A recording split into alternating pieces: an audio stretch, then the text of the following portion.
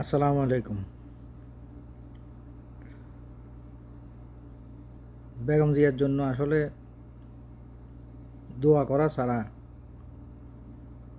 কারো কিছু করার নাই। কিন্তু বর্তমান সরকার এবং বিএনপি তাদের কিছু করার আছে। বেগম জিয়ার শরীরে আমার মনে হয় কারাগারে থাকা অবস্থায় পয়জন পুশ করা হয়েছে, মানে বিষাক্ত কোনো কিছু পুশ করা হয়েছে যেটা ওনারে ধীরে ধীরে শেষ করে দিবে। ওনার একটা রিপোর্ট গতকালকে দেখলাম, ওখানে ওই রিপোর্টে তো ওনার তখন লিভার ভালো ছিল। আজকে এই 16-17 মাস বা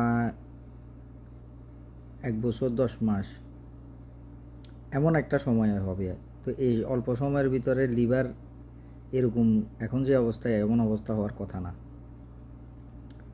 তো ভালো করে যাচাই বাছাই করা উচিত বেগম জিয়ার শারীরিক বিশেষ বিশেষ পরীক্ষা নিরীক্ষার মাধ্যমে শারীরিক এখন বর্তমান অবস্থার এই কারণ বা এই অবনতি কেন হইতেছে ওইটা ব্লাড টেস্ট বা বিভিন্ন জিনিস এটা ডাক্তাররা ভালো জানে। বিশেষভাবে এটা পরীক্ষা নিরীক্ষা করা দরকার। চিন্তার বিষয় এগুলা, কিন্তু এগুলা আছে কোনো না কোনো চক্র আছে যে যে আমি থাকি আর না থাকি তোরও থাকতে দিব না।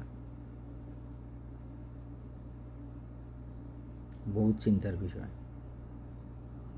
বেগম জিয়ার সুস্বাস্থ্য কামনা করি, ওনার জন্য দোয়া করি, আল্লাহ যেন ওনাদের সুস্থতা দান করে। আমিন।